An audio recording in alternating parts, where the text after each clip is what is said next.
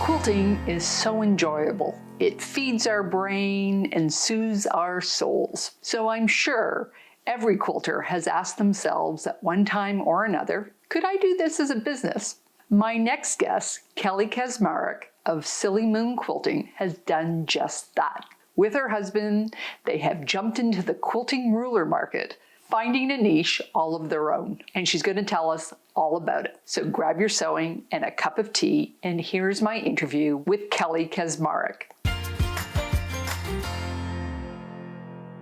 Thank you, Kellie, for being on the show today. Whereabouts in the world are you coming to us from? In Mission, British Columbia, in the Fraser Valley of BC. Great. Thank you for having me. Now, you spoke to my Toronto Modern Quilt Guild earlier this year, and then I had Brandon Wolf on the show a couple of weeks ago, and he was talking about your rulers nonstop. But let's just start at the beginning and tell me, what was your first quilt? Oh gosh, my first quilt was a rag quilt that I had made for my sister-in-law, who had been diagnosed with cancer, and I needed to do something.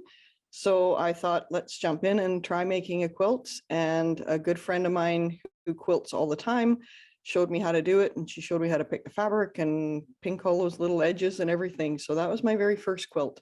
Was that what you were looking for? A pinked quilt, like a rag quilt at the beginning? I didn't know, actually. I picked that because I thought it would be easy. And she kind of said, yeah, it's something that you can do as a lap quilt fairly easily. It's just sewing squares together. So I thought, okay, that's a good place to start. And then I think after that, every single family member got at least one rag quilt. And then I went, okay, I'm done with this. So were there any quilters in your family? No, my mom was always very crafty. She always did needlepoint and crocheted all the kids' Barbies, clothes, and a whole bunch of stuff like that. Needlepoint, cross stitch, all of that. And I have a house full of it, but she never quilted. She always wanted to, but she never did. She was actually living with us and had Alzheimer's, unfortunately, and we lost her. And then I kind of went, okay, I need to find something to do. And at the time I had cross-stitched as well. And of course, scrapbooking, went through the scrapbooking phase with the kids, but then decided that perhaps I should quilt after going to a friend's house and seeing this amazing quilt on the wall that I fell in love with. Was a wall quilt until she told me it was needle turn applique. And then I went, yeah, that's not happening in my world. So she said, okay, let's start with a rag quilt, maybe. We'll see how that goes. So had you a sewing machine? I did. I actually started sewing on my mom's Bernina 801 Sport. So that was what got me started. And I made probably at least half a dozen quilts on that thing. And I still go to it because it sews like the day it was made. I have a Bernina 910, which I think is actually a lower model than the 801. I'm not sure, but still, I'll never ever part with it. It just ticks along, and I just love the sound of it. Yeah, it's just the manual machine is just, I mean, it's from the 70s, but it just is, like I said, like brand new. So what was the first big mistake that you made? I don't know if they're mistakes. I think that a lot of things that I did along the way, some people would say turning my hobby into a business was a mistake, but I don't think so. I like what I do, so I don't think it's a mistake. I think my first big mistake is that I don't typically read all of the instructions in a pattern. I read some and then I get partway through and get very frustrated because things aren't doing what they're supposed to do.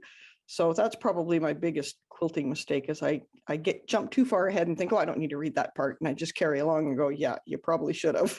So what pulled you into quilting? What part of it stood out the most to you? Like I said before about the needlepoint and stuff, I love being crafty and I have no more space on my walls for that. But I thought everybody needs quilts. You can never have too many. I mean, you can have a closet full of quilt. Every bed can have a quilt. Every kid can have a quilt in their car. And just the fabric was so vibrant. And I loved the idea of being able to take some fabric and put it together and make it something really awesome and comforting. I think most of the quilts I make are comfort quilts.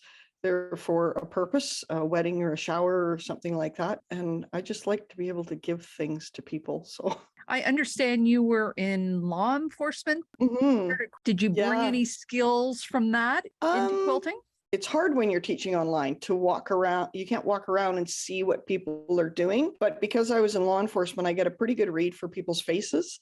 So I will very intently stare at the screen when people are in classes. I always warn them ahead of time just because, they think I'm creeping them. But I'll stare at them and kind of get a read for the face and go, I have no idea what you're talking about. And I'll go, are you all right? Like, are you okay? Should we maybe go over that again? So I'd say that's probably the biggest thing, just being able to read people's faces and get a feel for what they're thinking and if they're having trouble.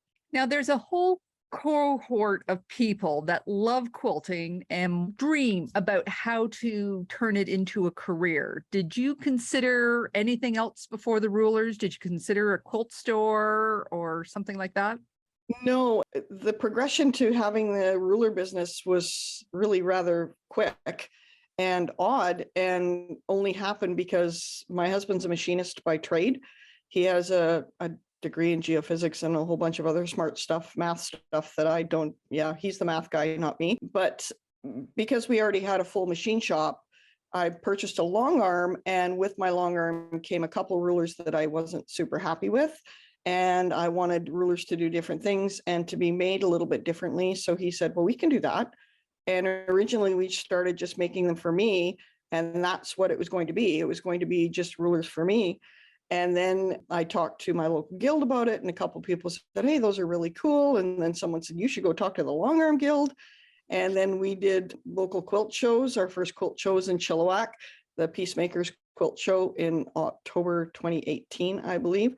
So that was our first quilt show. And then I started having some retailers come to me, and it just kind of happened. There was no, I'm going to buy this. Originally, I bought the Longarm actually, because the plan was we would slow down our other businesses and start to semi-retire, and I could do some quilting on the side on the Longarm. I bought a Gamel at the time, and I was going to get the digital stuff that went with it and maybe do other people's quilts.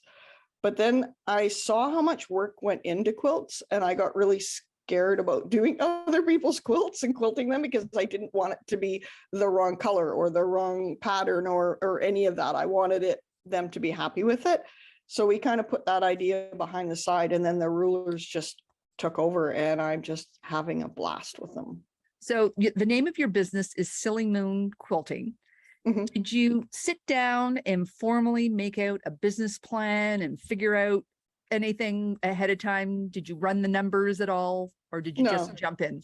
No, I didn't. And I'm horrible for that. I am a true creative mind. My husband is the other end of things. Really, honestly, when we started this, we had no idea it was going to end up being what it's turned out to be. So we kind of were playing with it, and we kind of went, well, we need to have a name. What are we going to call it? And then we ended up with Silly Moon Quilting Co. after my daughters. And then we just kind of went full steam ahead after. Actually, the big turning point for our business was Quilt Canada. It was supposed to be in Edmonton, 2019, I think it was. And my husband said, like, either you're doing this or you're not. Are we making this a business, or are we just going to have it as a hobby? And that's fine. He said, either way. And I said, I think I want to do it. So I pulled up on my screen the registration for Quilt Canada in Edmonton, and I had it there for forever. And I walked by and I'm like, I can't do it. It's too much money. I can't do it. I can't invest all in. And then I walked away and I'm like, I really want to do this. And then I'm not back and forth and trying to decide what we were going to do. And finally, I submitted my money. I hit send and I said, that's it. We're all in. And my husband is very much an all-in guy. There's no 50%. He made an entire booth. He made crating. He did everything. Everything was all ready to go for Quilt Canada. We had our stock. Everything was just, we were excited. We had our reservations booked. We had flights booked. We had everything ready to go to Quilt Canada. And I was sitting at a guild meeting and I got a text saying Quilt Canada has been canceled because of COVID. And I started crying because I'm like, what are we going to do? I've got all of this stuff. What am I going to do? How much money we've invested in this to this point? What are we going to do? And then I thought, what do you do? So came home, had a glass or two or case of wine, and we sat and talked about it. And it's like, well, let's go to the next step. And we kind of rattled it around, and then we moved to online teaching. And all through this, more stores in Canada were starting to come on board. Like, we've heard about your product. We think it would be good. We increased our social presence, increased YouTube videos, all of that. And then the teaching is really what has made a huge difference. And that only came about because of COVID. We did prior to that, we did local shows and local quilt shops and stuff like that. But Zoom has just opened up the entire world that we can teach everywhere, and we do, and it's amazing.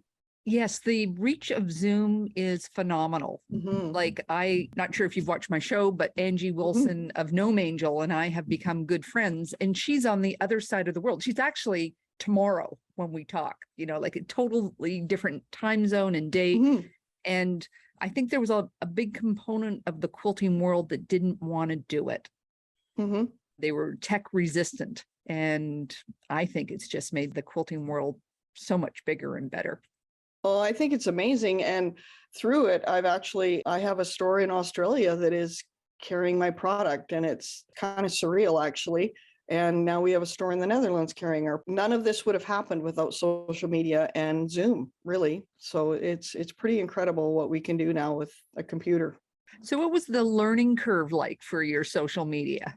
Oh, significantly steep. Before I started this, I had one Facebook account, and it was literally only to watch my kids and make sure they weren't doing stuff they shouldn't do. My Facebook was very, very rudimentary, we're out for a family vacation kind of post, and that was about it. So it has been a huge, huge learning curve, and I am not a tech person. So everything has been, from webcams to mics to it's been YouTube videos, and thank goodness people like you do YouTube videos, because where would we be if we didn't have YouTube?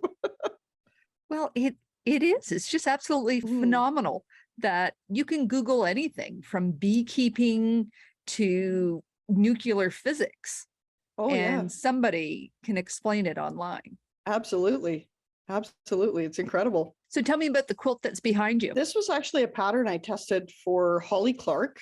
It's called Dialogue Log Cabin, and she's a Canadian. Scrolling through Instagram one day, and I saw her Instagram handle, and I literally laughed out loud. Her handle on Instagram is Hold My Seam Ripper, and I thought, okay, we need to connect. So I did a pattern test for it, and I bought some Northcott fabrics from one of my customers, and it was just a super quick, fun quilt to put together. And then I just really wanted to play with rulers, so I kind of showcased just a couple of our more popular rulers and more unique rulers. And it probably is time for it to come down because it's been up for quite some time, but my projects up to this point lately have been a lot smaller. But yeah, I love the quilt. It's going to end up on my couch. When did you start using rulers? Let's see, I started quilting about, believe it or not, only 5.5 years ago or so. The long story short is that I was quilting on my mom's Bernina 801, and I was doing patchwork quilts for both my daughters for Christmas, of course, Christmas Eve. And my husband came down to my studio, and I was very, very upset. And he goes, "What's wrong?" Well, I had watched a couple videos online, again, YouTube, and thought, I can free motion quilt these double-sized quilts on my little Bernina 801 Sport in no time. I'll have this done in no time. Well, needless to say, they didn't get done. They're still not done. Those two quilts are still sitting in the basement. But he said, there's got to be a better way to do this. And I went, oh, yes, there's a better way. So fast forward a bit, I ended up purchasing a Longarm, and with it came the rulers. So I was playing with a couple rulers that I had, but I didn't have a circle ruler. And I could not get this Longarm to make a perfect circle to save my life. So that's one of the first rulers we came up with. And I said, okay, now we've got borders and sashing. So first ruler was cheesy, which is circles. 4 different sizes of circles, so I could do pebbles in different circles. And then we moved on to Turkey, which was kind of one of our fun names. We have a good time with our names. And our Turkey ruler is for a 3-inch strip. So either sashing, border, whatever, 3-inch strips. And then I said, well, we should really have one for jelly rolls or 2.5-inch strips. So we came up with jelly. So same sort of thing. And that's kind of the progression of rulers.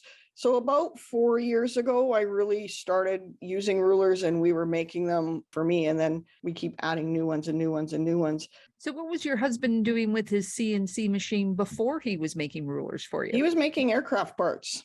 Yeah, his primarily business. He did some other stuff, aircraft, submarine, ROV type stuff, really high precision, 1 of, 2 of, 3 of parts for aircraft. So, But he's a geophysicist. yes, with a minor in math. Well, I have to laugh because my husband and I both went to school for geology. We actually met working for Esso Minerals. And unfortunately, we have never worked a day after our schooling in geology because the bottom fell out of it. But my husband right now is an avid 3D printer. In his retirement, he has finally got sort of found what he wanted to do and has really gone to town. He's become very useful. It's very I'll handy. just say, just print me this thing, and he'll print me this thing.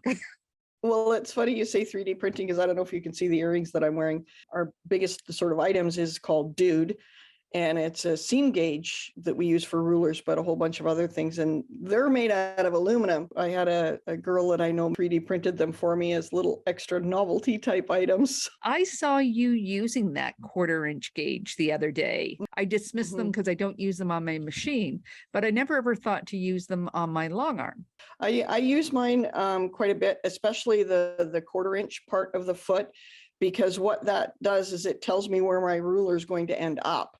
Yeah. And if you're working kind of in negative space, it's hard to know where your ruler is going to actually end up. So I use that all the time. And I also use it for marking because Dude is actually a true measurement. So on the top of it where it's 1 inch, it's a true 1 inch. The funny story how that kind of came about, because I had a plastic one, a clear, thin plastic one, and I dropped it on the floor and I rolled over it with my chair when I was working on my domestic machine. Well, of course it broke. And I took it in and I showed my husband and I was mad. He goes, well, why don't we just make them out of aluminum? Then you won't break it. And I went, oh, that's great. But then of course, because it's aluminum, you have to finish it in a certain way. Otherwise your fingers get black because you're holding aluminum and it oxidizes. So then we went and got them anodized, which is a chemical process, all different colors to make sure that when it's sitting on your sewing table, you can find it. We've been talking about rulers as they pertain to long arms, but we both know that the majority of quilting is done at a sit-down machine. So were you using your rulers at a sit-down machine, or did you just realize, so many more people needed assistance that way? Well, originally I started with them for long arm, but we did actually make them in 2 different thicknesses because some domestic machines require the 1/4-inch, some domestic machines require 1/8 or thinner ones. I used my Bernina and I was having a heck of a time finding a ruler foot that would work for it because I wanted to take it to shows and do demonstrations, but I didn't have a ruler foot for it. So I ended up having to buy a new machine rather quickly because I had a bunch of shows coming up. And of course, you can't pack a long arm to a show. So I purchased a domestic machine to do ruler work on. And now, honestly, probably 85% of my ruler work I do on my domestic machine. It's easier to teach using the domestic because I can get better camera angles. Once it's set up, I don't have to worry about things moving like on a long arm. I still use my long arm for bigger quilts, but as far as filming and promoting rulers, I tend to kind of go more to my domestic machine. I'm almost more comfortable with it now than I would be on my long arm. So now you've been doing it for a little while on your sit-down machine. What are the common mistakes that you see people do? One of the biggest things is people think they can get away with doing ruler work with their free motion foot, and that is absolutely not the case. You want to make sure you've got a proper ruler foot, either an aftermarket one, or if you can get one that is for your machine, you want that ruler foot. It just has that nice high edge so that the rulers aren't going to slip over top of it. And then the needle comes down and snaps and creates a whole bunch of bad noises. The other thing is people tend to tense up a lot when they're doing ruler work. And I always try to make sure people get up and walk around, relax your shoulders, lift your chair up. Because when we sew in our domestic machines, a lot of times we're looking more at that level of the needle.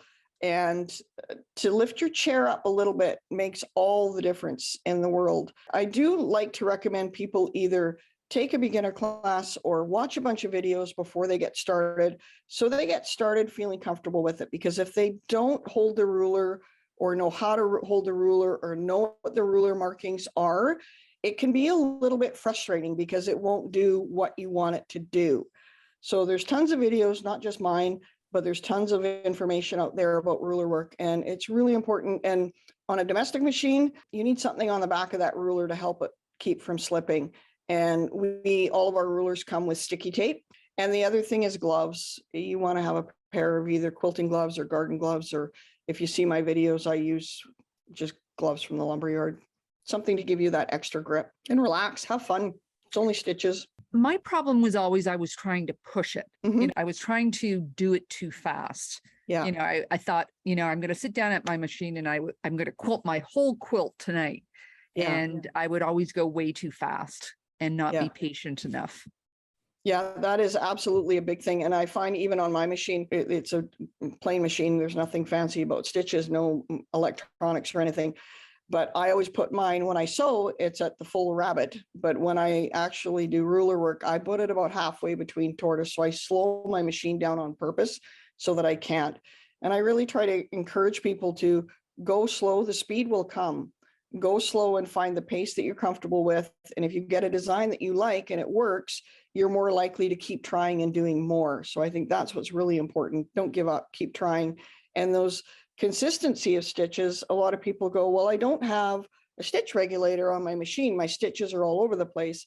Then everyone will say, well, what stitch length should they be? And I said, well, it doesn't matter. You can choose what stitch length you want. If you want it to look like a 2 or a 2.0 or whatever, that's totally up to you. What you want is that consistency, because if you have that nice consistent stitches, nobody is going to look and pull out a pair of calipers and measure and make sure that your stitches are exactly the right length. They want to make sure that you want to look at it overall pleasing to the eye with consistent stitches. And that's practice. So who did you look to for help in learning how to quilt? Well, Karen Brown, of course. And Thank you. But I'm not talking about quilting. I'm talking more about Longarm. Well, I would say Natalia Bonner. She's an amazingly talented individual. Angela Walters, a friend of mine when I first started quilting, said, you've got to watch this. And I thought she was hilarious. And really, just other than that, it's playing. It's sitting down and playing with my stuff. I'm a big proponent of just grab the ruler and start playing, grab a quilt sandwich. And sometimes I tell people, well, they go, well, I don't want to, have to pick out all the stitches if I don't like it. I said, well, stitch without thread. You can still see where the holes go. You can see if the design's going to work. You might not get a full pattern, but you can see if it's going to work at least. And then you don't have to pick anything out. What do you find difficult about ruler work? Coming up with the design, I think I tend to look at a quilt block and it'll take me a while to come up with a design. I ship some violins. I recently quilted a quilt for her, Christina de Miranda, another amazing Canadian pattern maker. And it took me forever to come up with the design. And it was just sketching and playing and trying to figure out what I was going to do. And then once I got it, then it was making sure that I had the rulers that would do what I want it to do. So I'd say coming up with the design, I'm working on some stuff now.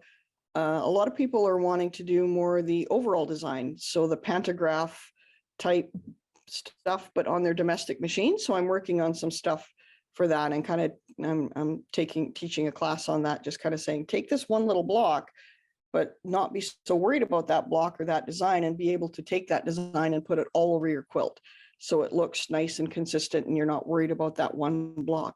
So I would say that's probably it, coming up with a design and then executing it for the first time. I cannot believe how all ideas just evaporate from your head when you would look at a quilt. Oh, absolutely.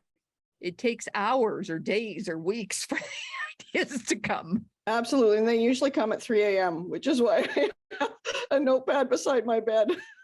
So do you mark your quilt or do you? I'm probably known for not being a marker. I tend to kind of jump in and I get the conversation. My husband is, as a machinist, very much things have to be a certain way and certain distance. And I kind of play with it. And if it works, great. I'm happy picking it out. I will take a sheet of thin acrylic and put it on top of the quilt and sketch things out to kind of get a rough idea, or take a picture of the quilt ahead of time and sketch and get a rough idea. But sometimes I'll start with one part of the design. And then once I get that, then I'll stand back and look at it and go, okay, what next?